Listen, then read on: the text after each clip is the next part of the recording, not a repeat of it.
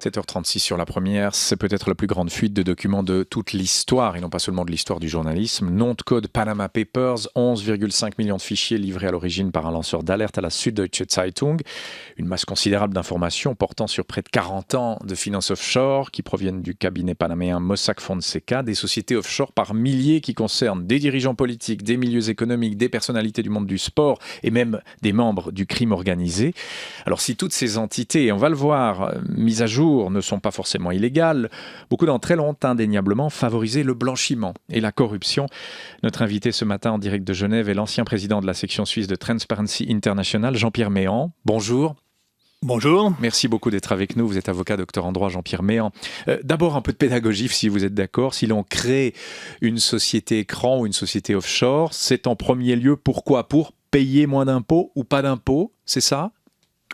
Non, écoutez, la caractéristique principale de ces sociétés offshore, et surtout celle du Panama, qui attire beaucoup de monde, c'est que c'est l'anonymat, c'est permettre de cacher l'identité de celui qui se cache derrière la société. Donc ce sont des sociétés écrans qui n'ont pas de substance, qui consistent essentiellement en un classeur dans un bureau de fiduciaire ou d'avocat. Alors, les raisons pour lesquelles on utilise ces sociétés peuvent être diverses, n'est-ce pas ? Il y a des raisons tout à fait légales. Il y a par exemple l'acteur du cinéma qui désire acheter un appartement de vacances et qui n'a pas envie de s'exposer aux paparazzi. Il y a peut-être l'homme d'affaires d'un pays un petit peu difficile qui ne veut pas s'exposer à du kidnapping. Il y a des raisons qui sont au moins avouables, comme par exemple le mari qui veut cacher des actifs à sa femme en anticipant un divorce, ou bien qui veut arranger sa succession d'une manière peut-être un petit peu moins traditionnelle. Donc rester caché, c'est bien ça le but, rester caché. Ouais. C'est le but, rester caché. Et alors, vous avez aussi, ça on le sait, quand même une utilisation qui est faite soit par le crime organisé, soit par les agents de la corruption. Alors c'est bien ça. Pardon, je vous arrête là sur ce point, parce qu'on a dit beaucoup de choses depuis avant-hier soir et toute la journée d'hier. Toutes ces sociétés écrans ou offshore ne sont pas forcément illégales intrinsèquement. C'est parfois l'argent qu'elles contiennent et la façon dont cet argent a été acquis qui est illégale. C'est bien de ça qu'il s'agit. Tout à fait. Disons que c'est l'utilisation qui en est faite plutôt que la société elle-même. Alors, peut-être que ces révélations et ce grand nombre de documents permettront de dire quelle est la proportion de sociétés qui ont des activités légales et quelle est la proportion de celles qui relèvent du crime organisé ou de la corruption. Ce qu'on sait, en revanche, c'est que dans les cas de grande corruption, donc la corruption de millions plutôt que de francs ou de dizaines de francs, la corruption de chefs d'État, de ministres, de hauts fonctionnaires, dans trois cas sur quatre, une société offshore est utilisée.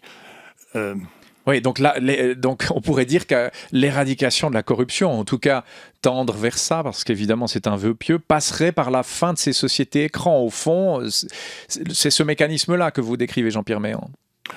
Oui, tout à fait. Tant que les corrompus pourront cacher leur argent quelque part, il sera difficile de lutter de manière efficace contre la corruption. Maintenant, il y a quand même des tendances actuellement à ce que les bénéficiaires économiques de sociétés, de comptes bancaires soient connus et divulgués. Le Panama n'a pas accepté ces dispositions. En Suisse, les banques, je crois, ont fait leur travail d'une manière assez approfondie. Je ne pense pas qu'il est possible de placer maintenant de l'argent dans une banque suisse pour quelqu'un qui est corrompu sans que ça se sache. Donc les Mais il y a banques, d'autres... oui, pardonnez-moi, les banques suisses, effectivement, ont fait leur aggiornamento, c'est ce que vous dites. Ce qui est révélé, et ce qui devra encore être confirmé, mais enfin ce dont on parle, le chiffre, 1200 entreprises suisses intermédiaires qui sont concernées par ces Panama Papers, alors c'est des cabinets d'avocats, des gestionnaires de fortune, etc., pour 34 000 sociétés écrans créées via la Suisse. Donc ça, c'est plus les banques, c'est quoi? C'est ce qu'on disait, c'est des gestionnaires de fortune, des fiduciaires, des cabinets d'avocats. Quel contrôle peut-on opérer sur ces sociétés-là? Écoutez, je ne sais pas dans quelle mesure ces cabinets d'avocats créent des sociétés pour... Ils sont cités, en tout cas, dans ces Panama Papers. Oui, ils sont cités dans les Canada. Oui, bien sûr. Mais certainement, c'est la divulgation du bénéficiaire économique et le refus d'agir pour des personnes politiquement exposées ou des personnes dont on peut supposer qu'elles ont des liens avec les crimes organisés ou la corruption. C'est par ce biais-là qu'on doit intervenir. Mais est-ce que la loi suisse est assez stricte vis-à-vis de la création des sociétés offshore? Vous le dites, les banques ne se livrent plus à de telles pratiques, ça passe plutôt par, et ça reste à prouver, quelques cabinets d'avocats, etc. Est-ce que la loi suisse est assez sévère en la matière? Alors, moi, je pense qu'elle est assez sévère. On pourrait peut-être ajouter d'autres catégories de personnes aux personnes qui doivent faire des annonces de soupçons lorsque des personnes peu catholiques se présentent. Maintenant, il faut dire aussi qu'on parle beaucoup du Panama. Il y a un autre trou noir, en quelque sorte, dans la finance mondiale. Ce sont les États-Unis. On parle très souvent des sociétés du Delaware, mais aussi le Wyoming, le Nevada et d'autres États sont des États où on peut créer des sociétés sans divulguer le bénéficiaire économique qui se cache derrière la société, sans divulguer l'identité réelle de l'actionnaire final. Oui, donc le Panama qui est présenté comme l'absolu mouton noir en la matière, c'est pas tout à fait exact, il y a d'autres moutons noirs. Non, et d'ailleurs, la firme d'avocats qui est visée par ces révélations ne crée pas seulement des sociétés au Panama, mais aussi justement au Nevada, au Wyoming, aux îles Vierges britanniques, où la réglementation est peut-être un petit peu plus sévère. À Niue, c'est une île du Pacifique qui n'a pas tout à fait 1200 habitants et qui a un très grand nombre de sociétés offshore et qui est utilisée avec une opacité complète. Opaque, mais pas illégale. La limite est là. Alors, sur le plan international, sur le plan des réglementations internationales, oui, ils ont cette opacité du Panama et d'autres, et ne correspond pas aux standards internationaux. Oui, ce sont des standards, mais enfin, ce n'est pas encore condamnable et ce n'est pas encore arrêtable. Au fond, qui peut mettre fin à ces pratiques si ce n'est une loi internationale et internationalement respectée? Que dites-vous du côté de... vous étiez le président de la section suisse de Transparency International, vous avez évidemment édité quelques recommandations, mais qu'est-ce qu'on peut faire là contre? Au fond, c'est la question qu'on a envie de se poser. Est-ce que vous avez une réponse? On peut faire pression sur ces centres. Et à part ça, en matière de loi, pas grand-chose. La pression qui a été faite sur la Suisse a été assez efficace à cet égard-là. On a l'impression que la Suisse est quasiment vertueuse en matière d'offshore par rapport à ce qui se passe, vous l'avez dit, non seulement au Panama, mais aussi du côté des États-Unis, des îles Vierges britanniques. La Suisse est quasiment devenue un modèle de vertu, non? Oui, dans un certain sens, oui. Maintenant, ce qu'on peut faire, c'est peut-être, jusqu'à maintenant quand même, la volonté politique n'était pas vraiment là. Maintenant, avec les révélations qui sont faites, je pense qu'il y aura un impact sur l'opinion publique qui réalise que, voilà, il y a quand même des possibilités de tourner la loi qui sont offertes et qui ne sont pas, disons des lacunes qui ne sont pas bouclées. Et qu'est-ce que vous pensez? Alors là, c'est plutôt sur la méthode de divulgation de ces informations-là. Vous avez peut-être entendu Pierre Péan il y a une vingtaine de minutes sur cette antenne, journaliste d'investigation qui a sorti beaucoup de choses, qui a écrit pas mal de livres à charge aussi. Lui est très très sceptique sur cette nouvelle manière de faire du journalisme, le data journalisme, c'est-à-dire qu'il lui ne parle plus du journalisme d'investigation, mais au fond du journalisme de compilation, et des journalistes surtout, et là je pose la question au docteur en droit, des journalistes qui agissent en aval du juge. Au fond, ils ne respectent pas la présomption d'innocence, le secret de l'instruction, et portent sur la place publique comme ça des noms de cabinets, des noms de personnalités. Que pensez-vous de ces méthodes d'investigation nouvelles ? Écoutez, on peut être d'accord ou ne pas être d'accord, mais la réalité, c'est que ces méthodes existent et que les choses qui sont dévoilées ne sont pas toutes illégales, mais il y a quand même un certain nombre de ces révélations qui concernent des constructions illégales. Je vois mal comment l'opinion publique accepterait que les journalistes soient punis et qu'on ignore les révélations qui sont faites sur un dirigeant corrompu. Donc, ça, c'est la réalité. C'est vrai que la présomption d'innocence est bafouée. Elle est pas seulement c'est important bafouée quand même, Oui, c'est important, mais c'est le monde dans lequel on vit. Le processus médiatique travaille beaucoup plus vite que le processus juridique. On n'aura pas de solution juridique sur les affaires qui se présentent maintenant pendant des années, probablement, tandis que le processus médiatique est quasi immédiat.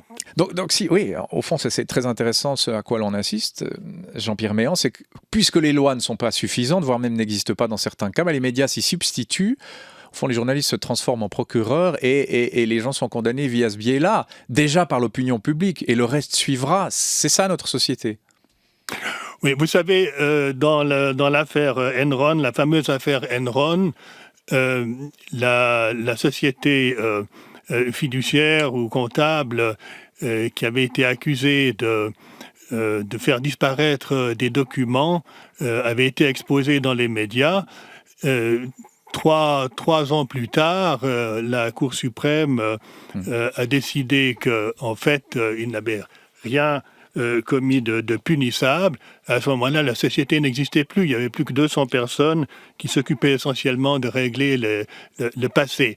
Donc, c'est une chose avec laquelle il faut vivre. Ce genre de scandale est aussi révélé par ce qu'on appelle des lanceurs d'alerte ou des whistleblowers en anglais. Là, ils ne sont pas assez protégés. C'est aussi un combat de Transparency International. Est-ce qu'on en fait suffisamment à vos yeux pour favoriser ces lanceurs d'alerte et en Suisse spécifiquement, Jean-Pierre Méhan? Alors écoutez, en Suisse, on ne fait pas grand-chose parce qu'il y a eu un projet de loi qui a été retiré et renvoyé à l'administration parce qu'il était quand même assez déficient.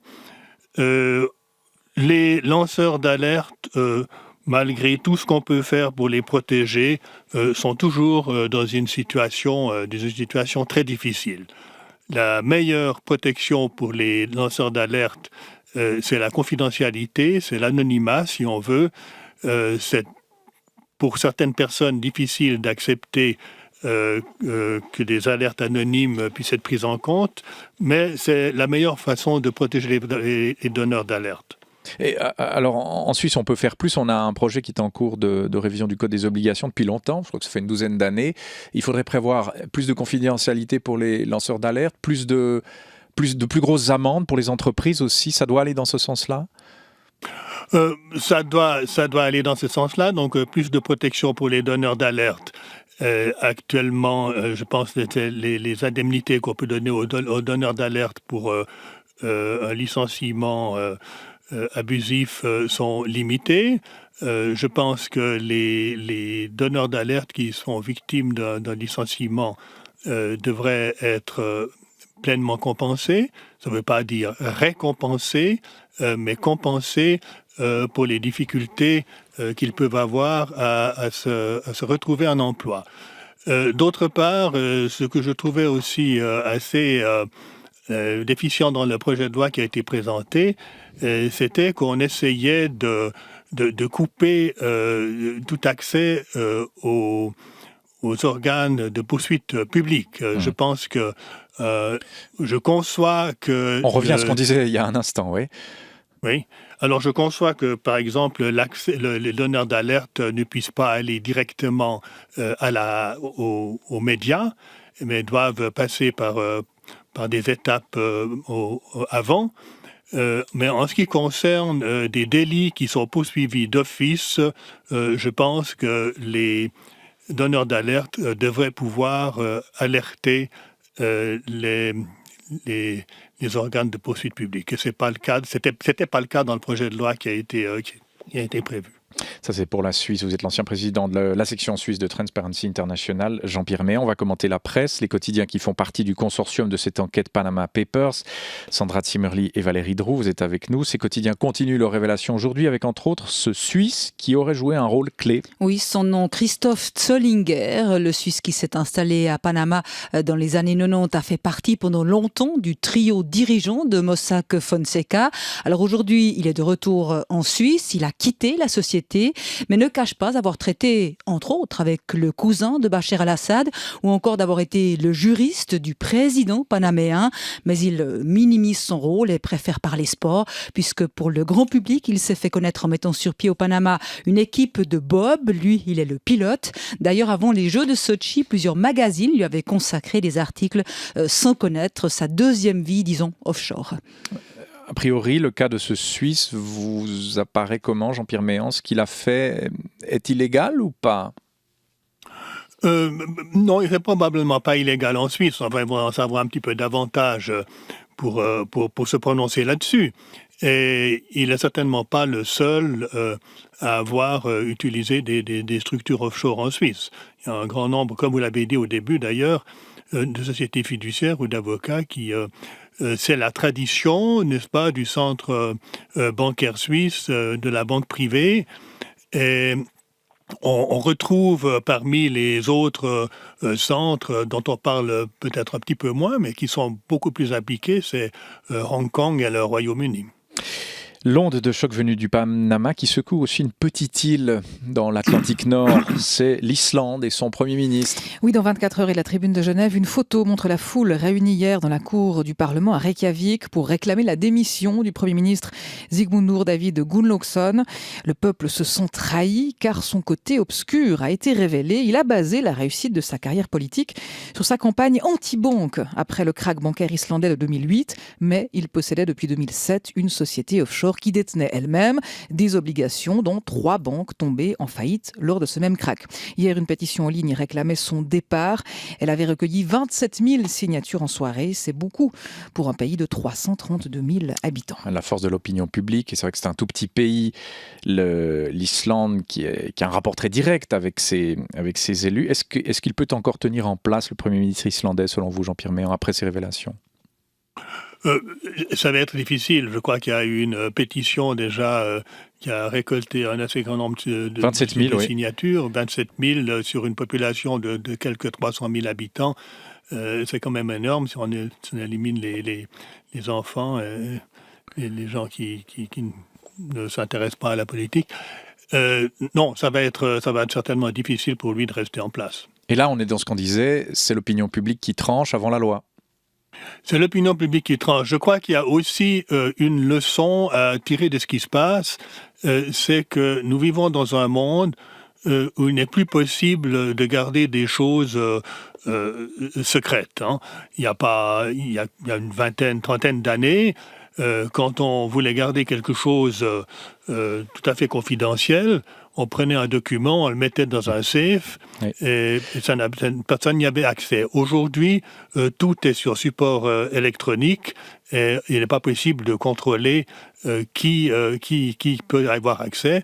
Et il se trouvera toujours des gens pour faire sortir ce qui mérite de sortir, d'attirer l'opinion publique. Et donc, il est très dangereux aujourd'hui de faire quelque chose en se disant que ça ne se saura jamais. Oui, y compris via les lanceurs d'alerte, si toutefois on tend voilà. à favoriser leur travail. Dans la presse élémanique, l'arrière-cour trouble de la Grande-Bretagne, Sandra Timmerly. David Cameron l'a promis, c'était il y a 3 ans, vouloir se battre pour plus de transparence et pour un échange renforcé de données entre paradis fiscaux. Mais voilà, aujourd'hui, cette enquête le prouve. Il n'a pas avancé beaucoup dans l'arrière-cour de la Grande-Bretagne, comme le nomme la NZZ. Plusieurs îles des Caraïbes et de la Manche se sont transformées en paradis fiscaux, comme les Bahamas, les îles Caïmans, Gibraltar ou encore Jersey. Problème, elles ne font pas partie du Royaume-Uni, mais sont sous son contrôle, d'où le dilemme de Londres qui favorise leur autogestion et autodétermination. Mais pour certains, Londres manque clairement de volonté politique pour durcir les exigences. Est-ce que c'est le cas, Jean-Pierre Méan? Londres manque de volonté dans ce dossier-là? Oui, je pense. Londres fait des déclarations assez dramatiques sur la transparence et aussi sur la publicité des bénéficiaires économiques, mais on se rend compte que vis-à-vis de tous ces paradis fiscaux des îles, des anciennes possessions anglaises, ça avance très lentement. Qu'est-ce que Londres pourrait faire de plus? Bon, écoutez, pour certains de ces paradis fiscaux, je pense, sont dans la zone de livres. Alors, dans ces cas-là, évidemment, Londres pourrait intervenir. Sur les autres, je pense ils ont quand même des liens importants avec la Grande-Bretagne qui permettraient à celle-ci d'exercer un certain pouvoir. Avec la City. Une voix critique ce matin contre ces révélations, c'est dans la GFI. L'éditorial du quotidien économique et financier. La première réflexion, dit-il, que ces Panama Papers inspirent, c'est l'énorme valeur que prend et va encore prendre la protection de la sphère privée, celle des personnes fortunées. Car ne rien avoir à se reprocher ne suffit plus pour espérer échapper au risque de révélation de masse. Les journalistes qui œuvrent dans cette enquête agissent comme un rouleau compresseur. Un nom se retrouve sur les listes diffusées et c'est toute une opinion publique qui va s'en méfier. Mettre en contexte les raisons de créer une société offshore intéresse rarement l'investigation. On méprise la protection de la personnalité au nom d'un intérêt moral collectif supérieur. Les articles qui préciseront plus tard que tel ou tel n'avait finalement rien à se reprocher seront perdus dans la masse. Un recadrage élémentaire, conclut l'éditorial, qui n'intéressera pas toujours le public. Oui, c'est un contre-pied, mais ce qui rejoint un peu ce que disait Pierre Péan et ce dont on parlait avec vous. C'est la morale avant tout, avant la protection de la personnalité. Parfois, certains parlent d'un fascisme de la transparence. Ça va jusque-là, c'est une expression qu'on a pu lire. Qu'est-ce que vous répondez à ça, Jean-Pierre Méan? Oui, écoutez, si on peut, par ces révélations, lutter plus efficacement contre le crime organisé, la corruption, il y a quand même un avantage qui peut contrebalancer les désavantages qui concernent la protection de la sphère privée. Merci beaucoup. Merci beaucoup d'avoir été dans notre studio de Genève, notre invité ce matin, Jean-Pierre Méan, avocat et ancien président de la section suisse de Transparency International. Bonne journée.